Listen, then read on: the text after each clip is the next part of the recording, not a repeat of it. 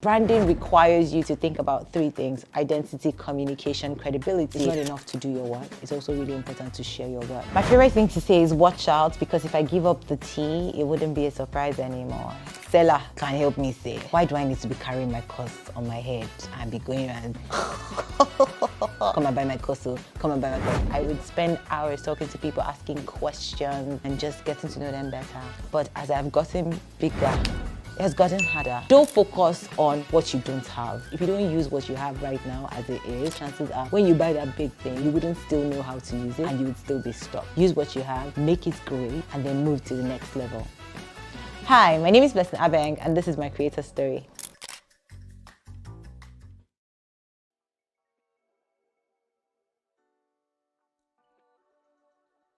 Blessing Abeng. I'm learning to not define myself by my work, so I'm trying to define myself by my values and my interests, which is a new territory for me. So if I would describe myself right now, I'm just a lady who loves experiences and who loves to experiment. But in the past, I would have defined myself as a branding and communications expert who has been a CMO and co-founder of a tech company that has gotten acquired by Flutterwave, and is currently the Director of Communications at Ingressive for Good, where we have trained over 132,000 people across different countries in Africa. So yeah.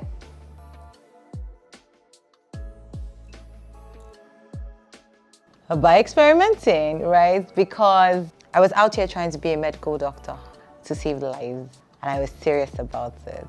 In fact, I was the annoying kid who would walk around the streets and tell people, don't call me Blessing, call me Dr. Blessing. Wow, must have been quite annoying. But my daddy bought me a lab coat. I had all these toys. I had the stethoscope. In fact, in my head, I used to already do surgery, and I wanted to become a neurosurgeon because I felt general medicine was too simple. Shout out to all general medical doctors out there. We need you, of course. And there were barely any neurosurgeons back then. It was also going to take a lot of years to become a neurosurgeon. All these things I knew, but I encouraged myself with things like Grey's Anatomy, Ben Carson. You know, it was inspiring, it was going. Of course, if I was going to do neurosurgery, seeing that there weren't a lot of neurosurgeons in Nigeria meant Nigeria didn't necessarily train neurosurgeons. So I needed to go abroad to learn to become a doctor and then a surgeon and then a neurosurgeon. And my father was just like, you're too tiny. And to be honest, if you see my pictures, you would know where he was coming from. Like, yeah, I mean, I'm tiny now, but like back then I was way tinier. He was like, you're way too small to go to a different country and just be on your own and all of that. So he said, build character. And so I had to do a paramedical course, which ended up becoming biochemistry. Yes, I wanted to save lives as a medical doctor, but I started looking for other ways, long and short. And so I found a public speaking club. And in that public speaking club, they gave us an assignment to write a business plan. I self-taught myself to write a business plan. My business plan was interesting and then eventually became awesome. People started to pay me money to write business plans for them. Everybody used to point out the marketing sides of my plan. Like I used to come up with really interesting ideas that were realistic and would affect the business positively, right? So it wasn't just about hype, but it was also about hype that would affect the bottom line. And because my dad was a businessman, maybe that also sort of tweaked my brain. That's how a friend looked at it and was like, Blessing, you have a good combination of logic and magic. Why not explore branding, which is what she thought that branding was. I Googled branding. It wasn't super popular at the time. It was very rare, especially in Africa. And I was curious. I loved what I saw. And I decided to save money throughout my NYSC, from like my final year all the way down through my NYSC, to pay myself and pay my way through school of branding. And it paid off, because right after that, I got a job at a small business and an agency. And I've worked with big brands since then, you know, across different industries: beauty industry, hair, pharmaceuticals, finance, endless lists, even like alcohol brands. I've worked with all sorts, and it has really expanded my life and helped me become even more adaptable, right? Because I was experimenting. And every time you work with a new brand, any marketing person knows this, branding as well.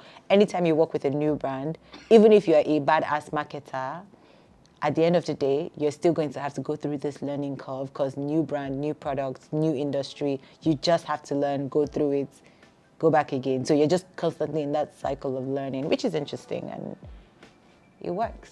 Yeah. Hey creator, making money from your digital products and freelancing is one thing. Investing that money wisely is another thing.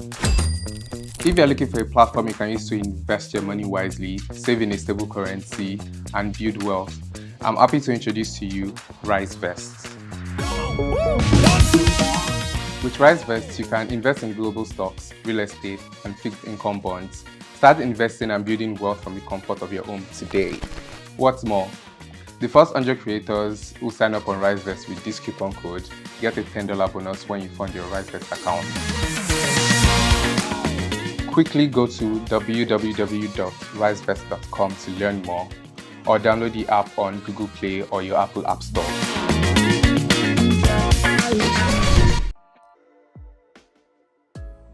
I've evolved in very interesting ways, to be honest. I think I was having a conversation recently with Selar, and it was born out of a tweet. So for the last 2 years, I had been talking about the fact that I'm not trying to grow on social media. Like, I don't want to grow.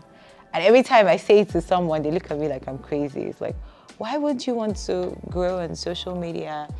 And my answer is that I miss my small community.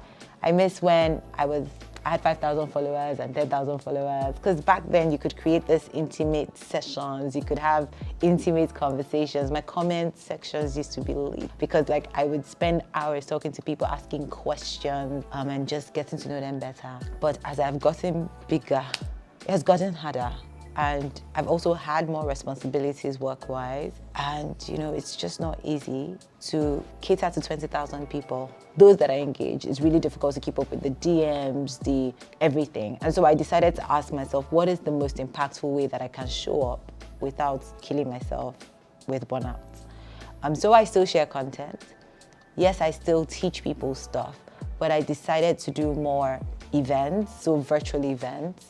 I also decided to do more long-form writing. So you find me on LinkedIn writing newsletters. I take my newsletters very personally. I have a Substack, which is literally the same version of the LinkedIn, but just for people who are not on LinkedIn. I was really excited to start from zero. I was happy that I was my first subscriber.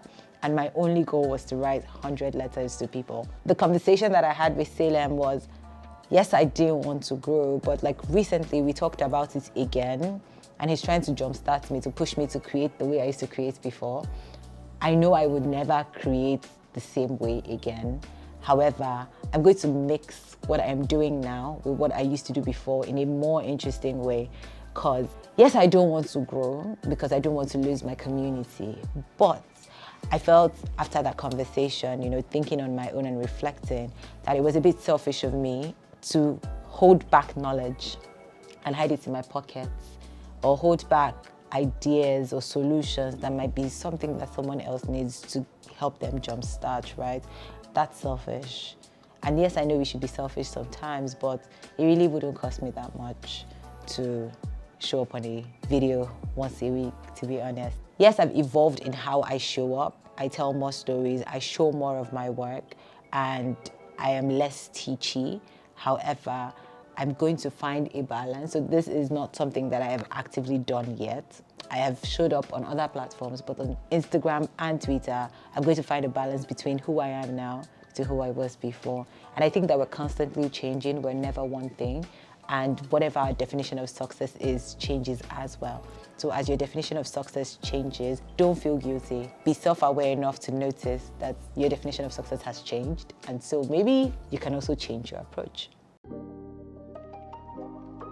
I think it's contribution, and I think I've said this many times on social media. I don't think that we came to this life to die and like make work, make money, die, not take the money away, and then, you know, the body that we were using to work just lays there and rots. You know, it can't be that. It doesn't sound right to me. And I always say, like, if our spirits ascend or go wherever it goes, the money doesn't follow our spirit there. And so I keep thinking, what is the reason that we all exist? And one thing that I have found true is contribution. Through my nonprofit, through the businesses that I've started, I've seen firsthand how contribution has fueled transformation, right? Where just because you are able to give someone just this little thing, they're able to have a transformational journey. Just like one encounter changes the course of their life. And just because their lives are better, the world is just a little bit better, you know? And to me, I think that's powerful. Thinking about Charles Babbage, Mr. Abacus. If he didn't come up with abacus, maybe computers would not exist in the way that they do now. The guy who invented the internet did not invent the internet. Maybe we wouldn't have social media. If social media did not exist, maybe we wouldn't have influencers. And if influencers did not exist, maybe we wouldn't have God knows what, right? And so I think that there's this cycle that exists where one person does something to a good extent and another person can start from where those people have stopped. And that's how I operate now, where I think that the things that I do are just ladders for other people to be able to use and climb and ascend. Like, I'm just out there being a catalyst. And I hope that it makes the world or someone's life just a little bit better. But it's no longer hope, because I can see the results. I hear the stories every day. We premiered our documentary. At the documentary, I saw real life people who their lives have completely changed. One was like, I've changed her dress. And I was like, ooh, because, you know, she used to be a farmer and now she's in agri-tech. The way that she saw life has changed. There was a lady who also farmed because she had no choice and had to do blue-collar jobs. And today, she's working as a product designer, has a remote role, is earning way more money, more comfortably than the hard blue-collar work that she was doing. There's a guy who was a painter who used to be super scared to find the art button on his phone. And today, he has coded a website, like, mind-blowing, right? That's transformation. And I guess that's people's personal stories, that transformational stories, the power of contribution fuels me. So contrary to what most people think, I don't believe that branding is a logo, a font, a color, a name. Is none of those things individually. It is all of those things together working in tandem to be one thing, right? So for example, I am Blessing, yes, but I am not just a woman, I'm not just a wife, I am not just a comms person, I am all of those things together. And so if someone comes looking for me, they're not going to be like, I'm looking for Blessing. You would need my name, you would need how I behave, my gesticulations and all of those things together. And so branding requires you to think about three things: identity, communication, credibility. Who are you inside and outside? How do you communicate that thing that you are to other people? How do you ensure that people continue to trust you through it all, right? And that's where credibility comes in. Pay attention to your logo, your font, your colors, yes, but also how you communicate and tell your story, and most importantly, how you partner with people and deliver on your solutions. I tried. I did. Being a creator is a lot. We understand the effort you put into your creative work, always showing up and delivering value. We see you. As a creator, we know you need to be supported. And that's why Show Love by Selar was created just for you. Show Love enables you to easily accept tips and donations from your supporters and fans all over the world.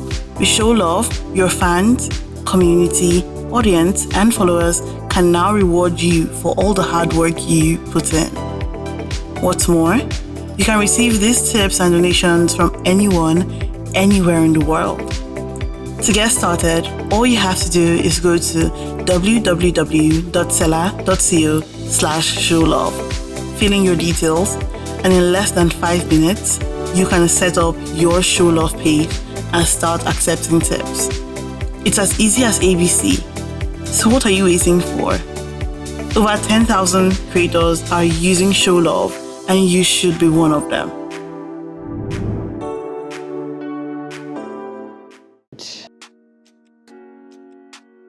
I think people collaborate because of numbers as opposed to values.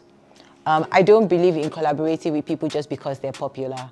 I believe in collaborating with people based on values. So there's no reason why a vegan person should be doing any kind of influencing for KFC. Like, could it make sense?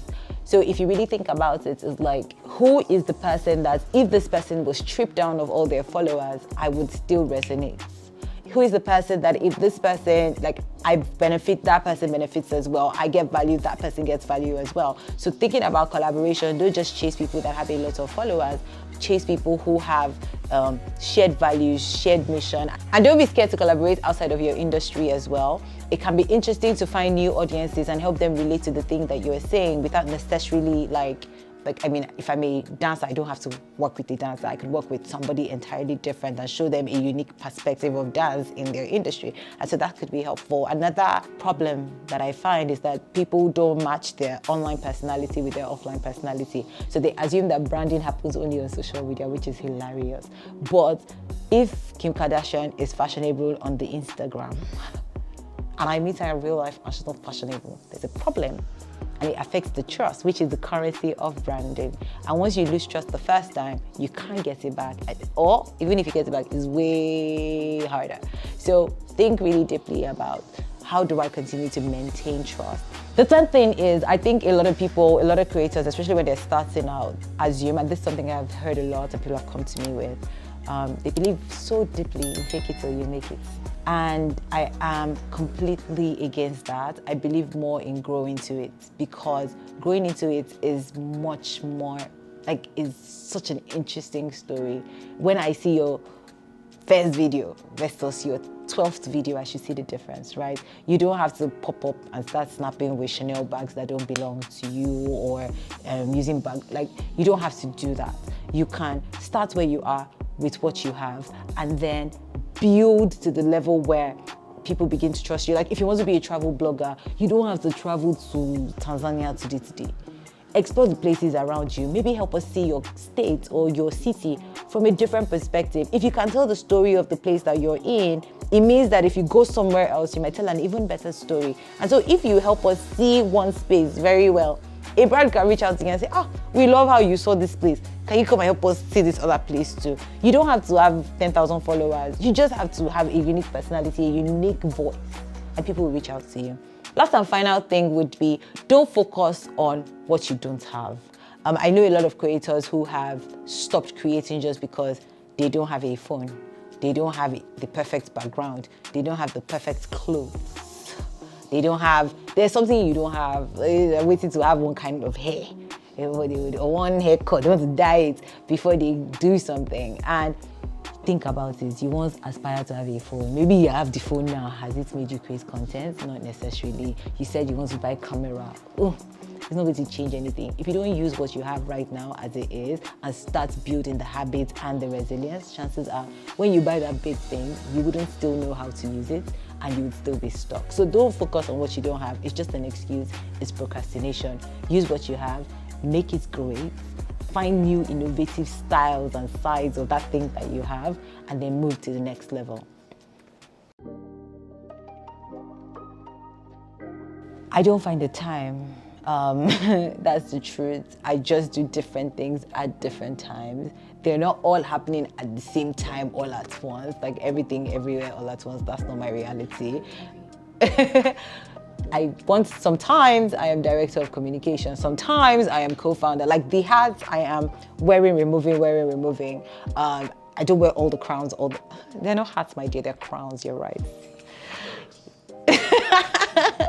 So I wear all those crowns at different times, depending on what's best I need to challenge, right? And also the ability to ask for help is such a superpower.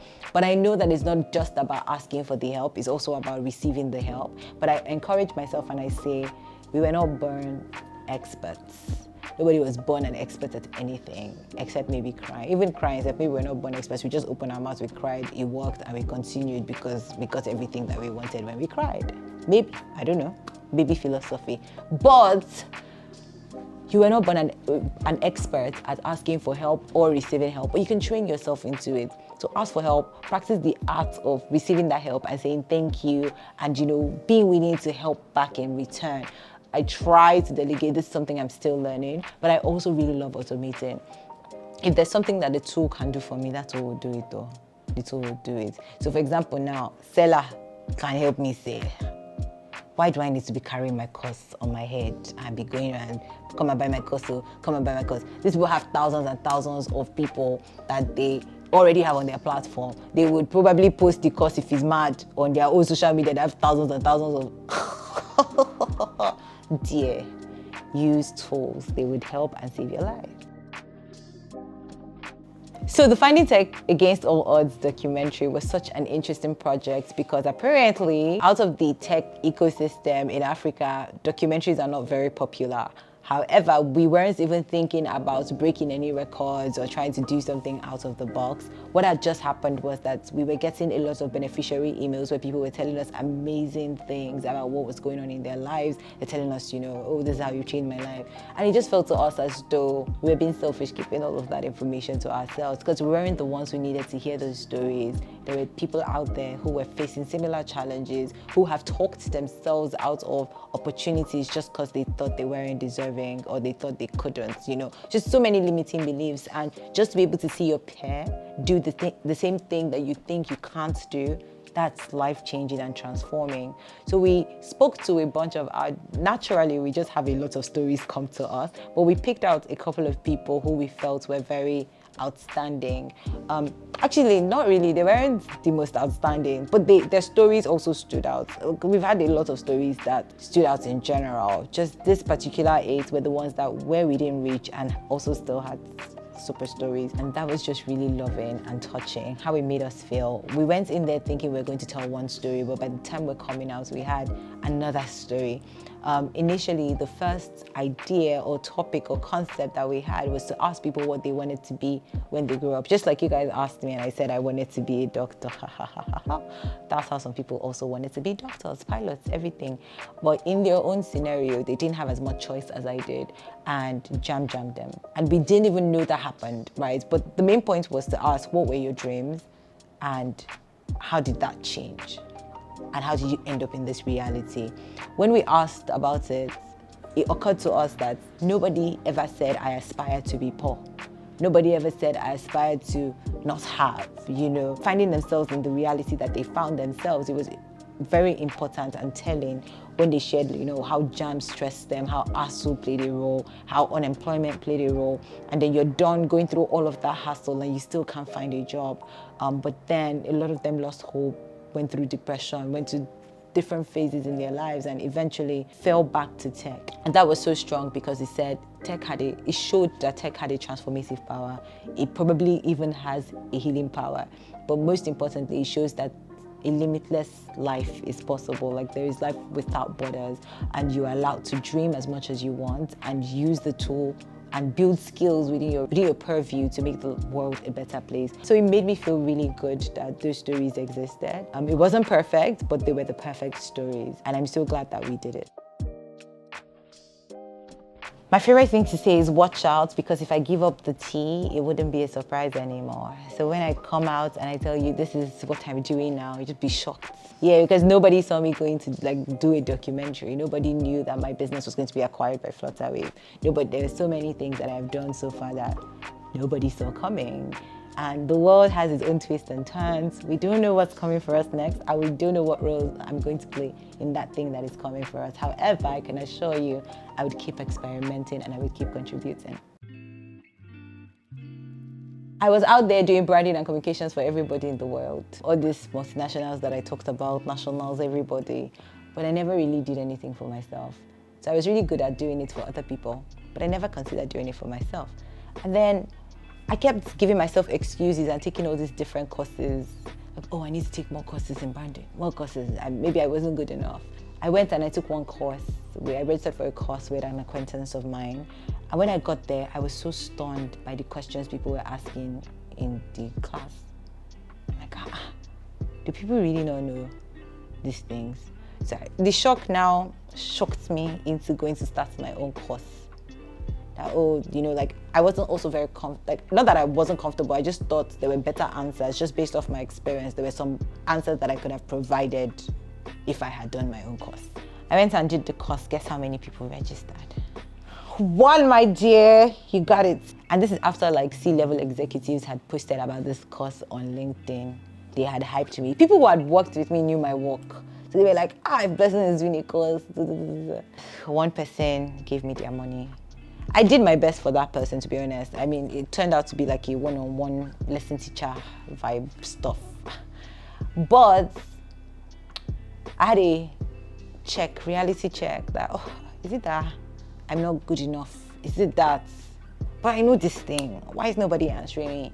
And just doing a little bit of research, I found out that when people landed on any of my social media pages, they would find other things. They would find trips, they would find food, they would find chop life. They wouldn't find anything showing that I knew anything about what I wanted to charge people money for, especially since I was using social media as my main acquisition tool. So nobody was going to come and give them money for me to use it to buy food or travel to another country in the name of teaching them branding, right? Or communications. And so that really set something up in my brain, and I was like, I challenged myself to post content about this topic that I know a lot of things about for the next 30 days and see what happens. I would just create content based on questions that people ask me all the time. And I started, and I did it by day 15, people already shouting like, "Person, stop, it's too much. You have to stop now." And we had to even take a break because it was a lot. Before day 30, I announced a new course and it sold out in 24 hours. And that sparked something in my head. Beyond the fact that I am lazy and I don't like to repeat myself over and over again, and creating content helps me just copy the link to the thing that I've answered before and just send someone else. What it also did was it helped establish thought leadership. And so I think that it's not enough to do your work. It's also really important to share your work, because beyond visibility also helps with memorability. There are opportunities out there that people want. It also helps with trust as well. There are opportunities out there that people want to recommend you for, but in the moments where they're asked, "Oh, who should we use?" your name doesn't come up. Or even if it comes up, they don't have enough information to defend that you're good enough to do it. And so if you are not sharing your work, they don't have reference points to argue when somebody brings up another name. Say, "No, this person is actually better. See XYZ thing that this person has done." And nobody's going to call you and ask you for your portfolio when they're arguing on your behalf.